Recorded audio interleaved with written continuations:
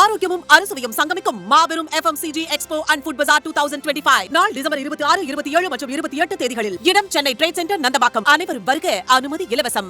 மதுரை தெற்கு மாவட்டத்தைச் சேர்ந்த மதுரை மத்திய தொகுதி மற்றும் கிழக்கு தொகுதிகளுக்கான தெற்கு தொகுதி மற்றும் கிழக்கு தொகுதிகளுக்கான நிர்வாகிகள் ஆலோசனை கூட்டம். நீங்க தான் வேற எதுவும் கேட்கணும்.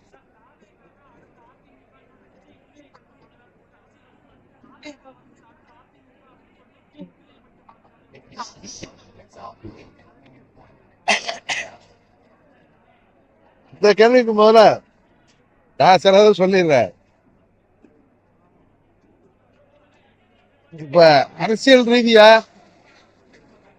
எது நடந்தாலும் அதுல அமமுகவையும் என்னையும்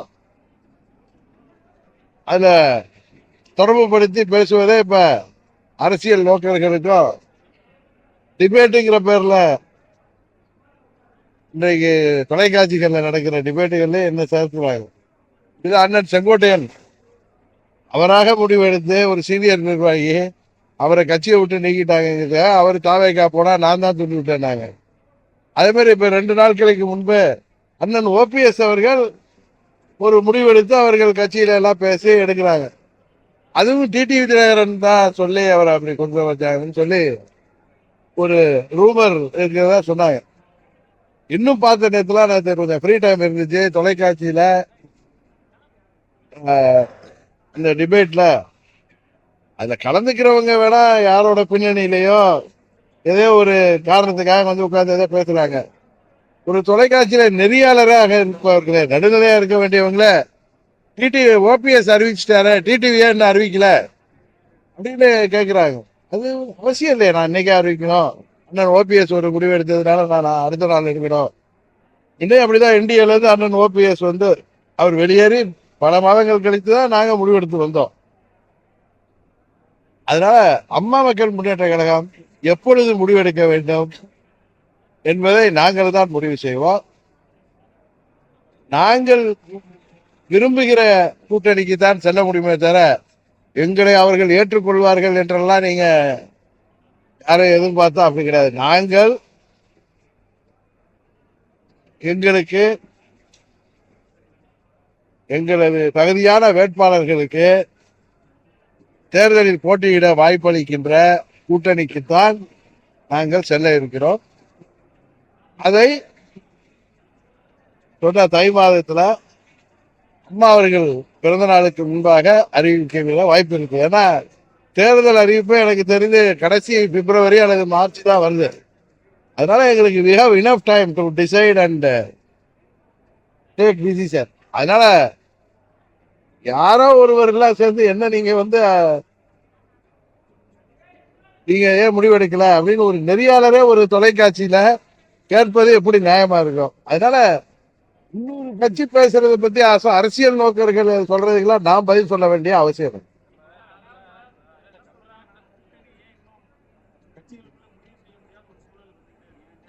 இப்ப ஒன்னேன்னு கேக்குறேன். இப்ப திமுக கூட்டணி இருக்கு, ஏற்கனவே அவங்க 7-8 வருஷமா இருக்கிற கூட்டணி தான்.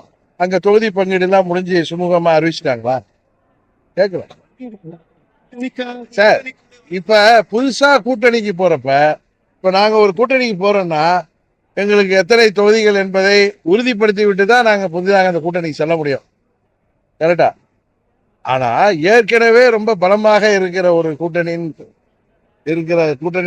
சொல்லிக்கிற கூட்டணி திமுக தலைமையிலான ஆளுங்கட்சி கூட்டணி.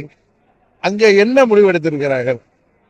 ஏதாவது 7-8 வருஷமா ஒன்னா இருக்கிற கூட்டணிகள் தானே 10 வருஷமா தேர்தல் வருதுன்னு என்ன வந்து நெறியாளர்கள் உட்கார்ந்துட்டு OPS முடிவெடுத்து விட்டார், டிடிவி எப்போது எடுக்க போகிறார், ஏன் எடுக்கவில்லை, அதுக்கு ஒரு காரணம் கண்டுபிடிக்கிறாங்கல்ல உட்கார்ந்துட்டு இவங்களா யோசிச்சு.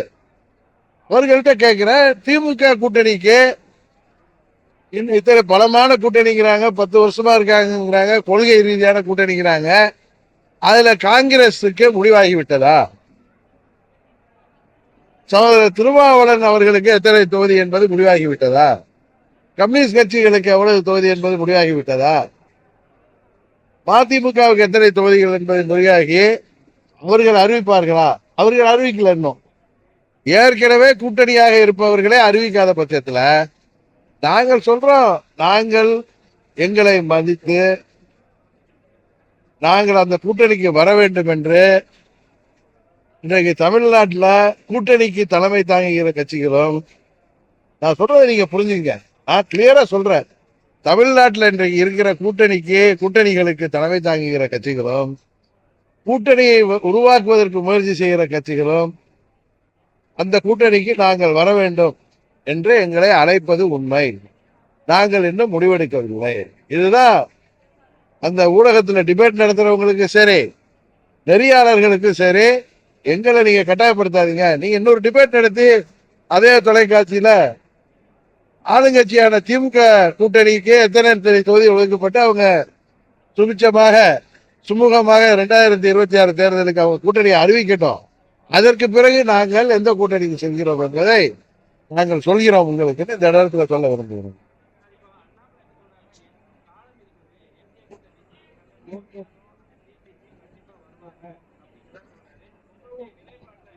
நான் சொல்றேன், எங்கள் நிலைப்பாட உறுதியாக இந்த தேர்தலுக்கு முன்பு, தேர்தல் அறிவுக்கு முன்பு வெளியாகிவிடும். நண்பர் அண்ணாமலை எங்களை தொடர்ந்து தொலைபேசியில பேசுறப்ப சரி, அவரை நான் நேரடியாக சந்திக்கும் பொழுது சரி, நீங்கள் மீண்டும் என்டிஏவுக்கு வர வேண்டும் என்றுதான் என்னை வலியுறுத்தி வருகிறோம். அதுதான் உண்மை. அதே நேரத்தில் நாங்கள் எந்த முடிவும் இன்னும் எடுக்கவில்லை. இன்னொன்னு சொல்றேன், அண்ணன் ஓபிஎஸ் ஒரு முடிவு எடுப்பதற்கோ, அண்ணன் ஓபிஎஸ் ஒரு முடிவு எடுக்கிறாருன்னா அது அவங்களுடைய கட்சியின் முடிவு. அதற்காக உடனடியாக அடுத்த நாளே டிடிவி முடிவு எடுக்கிறது யாரும் எதிர்பார்த்தா அது தவறு. நாங்கள் அம்மா மக்கள் முன்னேற்ற கழகம் 2017 நாங்கள் இந்த இயக்கம் அம்மாவின் கொள்கைகளை, லட்சியங்களை தாங்கி பிடிக்கின்ற இயக்கம். நாங்கள் எதற்காக கட்சி ஆரம்பிச்சோங்கிறது எல்லாருக்கும் தெரியும்.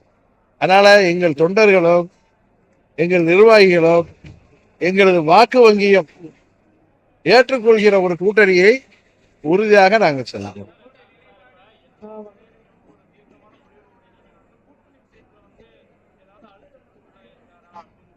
யாரு ஒன்னே ஒண்ணு, அழுத்தம்லாம் யாரும் கொடுக்க முடியாது. இப்ப அண்ணன் ஓபிஎஸ் தான் டெல்லிக்கு போயிட்டு வந்தாரு, அவரே சொன்னார் நான் போயிட்டு வந்தேன்னு. அவருக்கு என்ன அழுத்தம் கொடுத்தாங்க? அது என்ன புரியலங்க. இது என்ன, யாரையும் அழுத்தம் கொடுத்து ஒரு கட்சியை கூட்டணிக்கு கொண்டு வர்றாங்கன்னு வச்சுங்க. அது என்ன அதே மாதிரி ஒரு புதுசா டெல்லிக்கு யாரோ போயிட்டு வந்தாலோ, நட்பு ரீதியாக யாரையும் சந்தித்தாலோ, இன்னொன்னு ஒரு மரியாதை நிமித்தமாக இன்னொரு கட்சி தலைவர்களை சந்தித்தாலும் உடனே அழுத்தம் கொடுக்கப்படுகிறது. டெல்லிக்கு கூப்பிட்டு இவர்களை ஆம்டிஸ் பண்ணி பயமுறுத்தி மிரட்டி பணிய வைப்பார்கள். இதெல்லாம் பேசுறது எவ்வளவு முட்டாள்தனமா இருக்கு. ஆனா ஒண்ணு பார்த்த ஊடகங்கள் நடுநிலையாக இருக்க வேண்டியவர்கள். அதுல டிபேட்டுங்கிற பேர்ல உங்கள் விருப்பங்களை எங்கள் மீது திணிக்காது. அவ்வளவுதான் சொல்றேன். அத உங்கள் விருப்பங்களை எங்கள் மீது திணிக்க முடியாது. எங்களுக்கு எது தேவையோ அதை உறுதியாக தைரியமாக செய்யக்கூடியவர்கள்.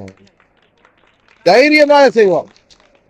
நாங்க எத்தனையோ சோதனைகளை டிடிவி தினகரனும் அம்மா மக்கள் முன்னேற்ற கழகமும் கடந்து வந்திருக்கிறோம். இன்னும் சில பேர் சொல்றாங்க மாண்புமிகு அமித்ஷா அவர்களுடைய பிளெஸிங்கோட தான் இவங்க எந்த கூட்டணி முடிவு எடுக்க முடியும்.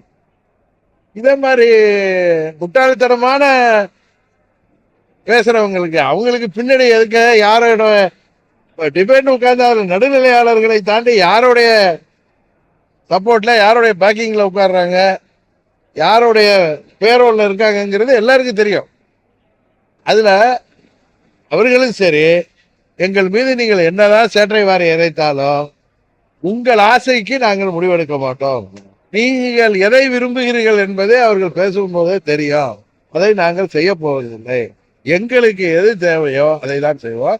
அது மாதிரி உங்க கேள்விக்கு சொல்ற, நீங்களா இப்ப கற்பனையா சில வதந்திகள் ஓடிட்டு இருக்கு. ஒரு தொலைக்காட்சியில கூட வந்துச்சு, டிடிவி பெங்களூர்ல இருந்து டெல்லிக்கு போய் அங்க பாஜக தலைவர்களை சந்தித்தார். அது 100க்கு 100 போய் நான் வெளியில வந்ததுக்கு அப்புறம் செப்டம்பர் 3ஆம் தேதிக்கு அப்புறம் நிறைய பேர் என்கிட்ட பேசுவாங்க. பழைய கூட்டணியில் இருந்தவங்க கூட்டணிக்காக பேசுவது இயற்கை. ஆனா யாரையும் நான் சந்திக்கவில்லை. எந்த அழுத்தமும் எனக்கு இல்லை. எங்கள் தொண்டர்களின் blessing தான் எனக்கு வேணும். எங்க நிர்வாகிகளுடைய ஒத்துழைப்பு தான் எனக்கு வேணும். எங்கள் ஓட் பேங்கோட blessing தான் எனக்கு வேணுமே தவிர வேறு யாரும் எந்த ஊடகமும் ஊடகத்துல டிபேட்டுங்கிற பேர்ல நடக்கிற அந்த கூத்துகளும் அல்ல நெறியார்கள் வருகிறவர்கள் செய்கின்ற அவர்கள் விருப்பங்களை எல்லாம் எங்கள் மீது திணிக்க முடியாது. நாங்கள் முடிவெடுக்கவில்லை என்று நீங்கள் கோபப்பட்டால் அது உங்கள் தவறுதானே தவிர எங்களுக்கு காலம் இருக்கிறது. அப்பொழுதுதான் நாங்கள் உறுதியாக முடிவெடுப்போம்.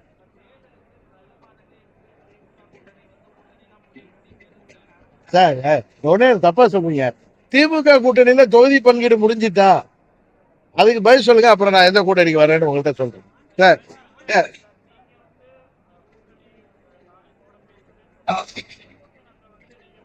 இல்ல இல்ல இது அதுக்கு பதில் சொல்றேன். ஒரு தொலைக்காட்சியில ஒருவர் அவர் ஆசை இல்ல இல்ல அது வர அதுக்கும் ஏன்னா தொலைக்காட்சிகளா இருக்கீங்கல்ல அதை வச்சுதான் உங்களுக்கு காம்படிஷன் இருக்கு. ஏதாவது பிரேக்கிங் நியூஸ் போடணும்னு எவன் தாலியா இருந்தா என்னன்னு நீங்க நினைப்பது தவறு. யாரு வீட்டுல இடி இருந்தா எனக்கு பிரேக்கிங் நியூஸ் வேணுங்கிறது தவறு. நேற்று கூட பார்த்தேன், நேற்று ஃப்ரீ டைம்ல ஒரு இதுல போட்டு சுட்லாம் போட்டு ஒருத்தர் ஒரு நிகழ்ச்சி நடத்துறாரு. அவர் சொல்றாரு, ஏற்கனவே சொன்னாரு, இவர் தான் டிவிக்கேங்கிறாரு. ஆனா டிவிக்கில இருந்து இவருக்கு யாரு இவர்கிட்ட பேசுறதா தெரியலன்னு. இப்ப நீங்களே கேள்வி கேட்கறீங்க. என்ன கேட்கறீங்க? அந்த தொலைக்காட்சி உள்ளவர் வந்திருப்பாரு, அவருக்கும் தெரியும். செங்கோட்டையன் சொல்கிறார் நாங்கள் பேசிக்கிட்டு இருக்கோம் சொல்றாரு. அது மாதிரி நான் தான் உங்கள்கிட்ட பல முறை கிளிப்புள்ள மாதிரி சொன்னேன். நாங்கள் கூட்டணிக்கு வர வேண்டும் என்று இங்கே ஏற்கனவே கூட்டணி உள்ள கட்சிகளின் தலைமை ஏற்கின்ற கட்சிகளும் கூட்டணியை உருவாக்க இருக்கின்ற தங்கள் தலைமையில் கூட்டணி வர வேண்டும் என்று விரும்புகிற கட்சிகளும் எங்களோடு நீண்ட மாதங்களாக நாங்கள் அந்த கூட்டணிக்கு வர வேண்டும் என்று பேசுவது உண்மை. ஆனால் நாங்கள் இந்த முடிவு எடுக்கிறோம். நாங்கள் யாருடைய அழைப்பையும் நிராகரிக்கவில்லை, யாருடைய ஏற்பையும் இன்னும் நாங்கள் ஏற்றுக்கொள்ளவும் இல்லை. எந்த முடிவு செய்ய நீங்களா ஒண்ணு தம்பி, நீங்களா ஒண்ணு போட்டா அதுங்கிறாங்க. நாங்க இன்னும் முடிவெடுக்கலன்னா நீங்க அதை ஏத்துக்கலையான்னு கேட்டா அது உங்க ஆசை அப்படி இருந்தா அது பொய்யா போகுது. அதே மாதிரி இன்னொன்னு சொல்றாங்க, இந்த முறை எப்படி அன்னைக்கு ஒரு கூட்டணியில 6 சீட்டு 8 சீட்டு போட்டீங்களே, பன்னீர்செல்வம் என்ன பண்ணாரு? அன்னைக்கு உங்க முகத்துல கறி பூசிட்டாரு. யாரோ கொடுங்க, எனக்கு அந்த தகவல் கொடுத்த ஏஜென்சி யாருன்னு தெரியும், அது யாரு சார்பா வந்ததுன்னு தெரியும். ஒவ்வொரு தொலைக்காட்சியும் அந்த எதோ நோக்கத்தோட அந்த தகவல் வதந்திய தகவல் வெளியிட்டாங்கன்னு எனக்கு தெரியும். ஆனா உங்களால் எங்களை உறுதியாக அனுமானிக்க முடியாது. நாங்கள் முடிவெடுத்து உறுதியாக அறிவிப்போம். அதுவரை நீங்கள் காத்திருங்கள்.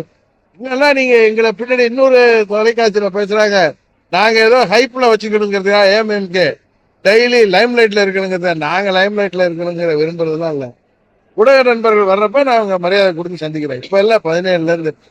அதனால நீங்க என்ன லைம் லைட்ல வச்சுக்கிட்டு அவர் லைம் லைட்ல இருக்கணும்னு ஆசைப்படுறாருங்கிறது எப்படி நியாயமாகும்? இது உண்மையே பெரிய ஹம்பக்கா இருக்கு நீங்க பேசுறதெல்லாம். உங்க தொலைக்காட்சியில சம்பளம் கொடுக்கறதுனாலயும் இந்த வேற சில பேர்கள் உங்களுக்கு, நான் உங்களே சொல்லல, ரிப்போர்ட்டர்ஸுக்கு எந்த ரிப்போர்ட் அனுப்பியிருக்கேன், அங்க நிகழ்ச்சி நடத்துறேங்கிற பேர்ல வேறு சிலருக்கு கைப்பாயாக இருப்பவர்களுக்கெல்லாம் எனக்கு யாருன்னு தெரியும். ஏன்னா எனக்கு 40 ஆண்டு கால அரசியல் அனுபவம், 30 ஆண்டு கால நேரடி அரசியல் அனுபவம் எனக்கு நிறையவே இருக்கு. எங்களுடைய விருப்பப்படி எங்கள் தொண்டர்களின் எண்ணத்தையும் எங்கள் எதிர்காலத்தையும் வைத்துதான் நாங்க முடிவெடுக்க முடியும். தேர்தல்ங்கிறது ஒரு 3 மாச கூத்து. மார்ச், ஏப்ரல், மே, அதுக்கப்புறம் நாங்க அரசியல்ல இருக்கிறோம், கட்சி நடத்துறோம். இந்த தேர்தல் வெற்றி தோல்வியெல்லாம் தாண்டி நாங்க அரசியல்ல நிக்கணும்னா அதற்கான முடிவு என்ன என்பதையோ அதைத்தான் நாங்கள் எடுப்போம். எங்கள் இலக்கை நோக்கி நாங்கள் பயணித்து அதை அடையும் வரை நாங்கள் ஓய்வோம்.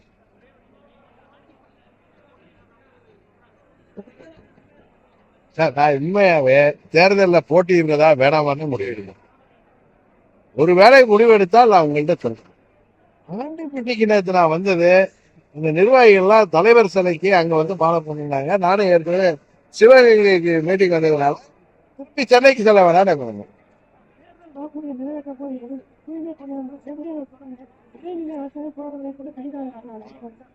இப்ப கூட அதுக்கு நான் அது கண்டனத்தை தெரிவிச்சு தான் வந்தேன் ட்விட்டர் மூலம்.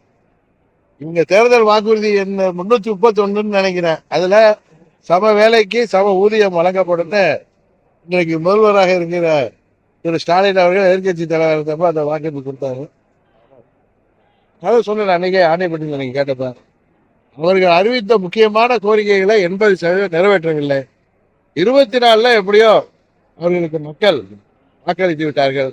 இந்த முறை அவர்கள் அதே நம்பிவிட்டால் தமிழ்நாட்டு மக்கள் இந்த வாக்குறுதியை நிறைவேற்றாத பட்சத்துக்கு அவர்களுக்கு எதிராகத்தான் வாக்களி.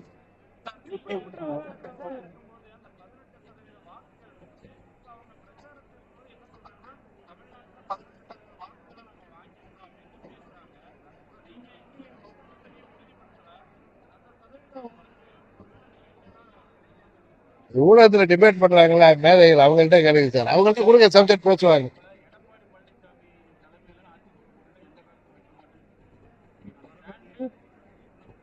நான் வந்து அந்த ஸ்டாண்ட்ல இருக்கீங்களா, இந்த ஸ்டாண்ட்ல இருக்கீங்களா, எங்க ஸ்டாண்ட் எல்லாம் நான் உங்களுக்கு ஓப்பனா சொல்லிட்டேன். அதனால இன்னும் அது சம்பந்தமா நீங்க 3 மாதம் கிளிப்பிள்ளை மாதிரி நான் சொல்லிட்டேன். இனிமே நான் அதை பத்தி சொல்ல போறது இல்லை. அன்னைக்கு தர்மபுரியிலே சொன்னேன்.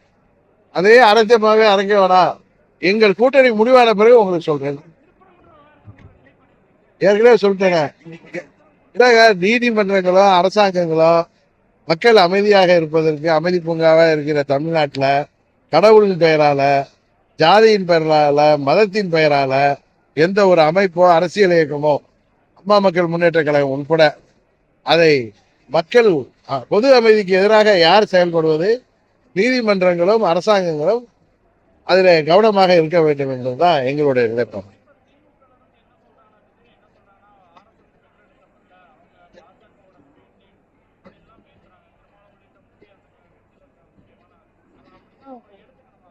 இல்ல அது எனக்கு தெரியும். திருமாவளவனை கூட பார்த்து யாரோ ஒரு கேள்வி கேட்டிருக்காரு. அதுக்கு பதில் அதை நீங்க அதை பார்க்கலன்னு நினைக்கிறேன். யாரோ ஒருத்தர் வரைக்கும் பதில் சொல்லிருக்காரு. நாங்க வந்து RSS பிள்ளைகள்லாம் நீங்க யாரோட பிள்ளைகள் கேட்டிருக்காரு.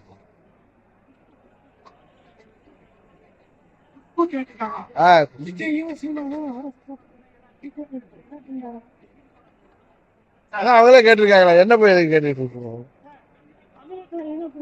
எனக்கு எல்லாம் பதில் சொல்ல தெரியாது சார்.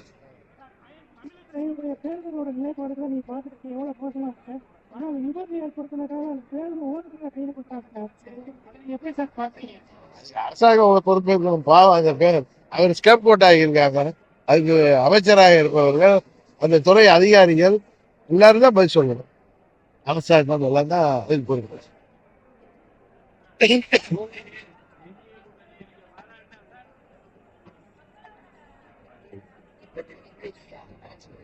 என்னப்பா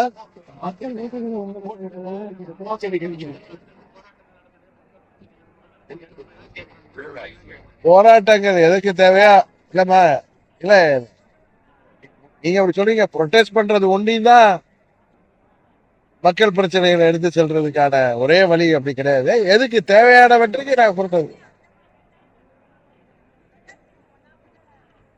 இல்லம்மா. நாங்க தேவையான விஷயங்களுக்கு நாங்க உறுதியாக போறோம். அடுத்தது நீங்க அவங்க போராட்டமே நடத்தல அப்படிங்கிறாங்க. அப்படிலாம் இல்ல, நீங்க என்ன சொன்னாலும் சரி. நாங்க லைம் லைட்ல இருக்கணும்லாம் நாங்க விரும்பல. எங்களை லைம் லைட்ல நீங்க வச்சுக்கிட்டு அதை பண்ணல, போராட்டம் பண்ணல, பொதுக்கூட்டம் போடல, மாநாடு போடலைன்னா எங்களுடைய பாணிங்கிறது வேற. நாங்க வந்து அரசாங்கம் இல்லம்மா, அதே தான் நானும் சொல்றேன். நாங்க தேவையான மக்கள் பிரச்சனைகளுக்கு போராட்டம் நடத்தி கொண்டுதான் இருக்கு. நான் பண்ணலன்னு சொல்றேன், பண்ணிட்டு தான் இருக்கேன்.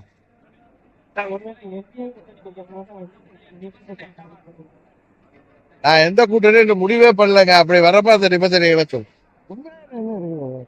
நான் ஃபுல்லா வெயிட் பண்ணிருக்கேன். எங்க தொண்டர்கள் வந்து ஆசைப்படுறதோ அவங்களுக்கு தெரியும். நான் எப்ப முடிவெடுப்பேங்கிற அதிகாரத்தை எனக்கு கொடுத்துட்டாங்க. நான் சொல்றேன்.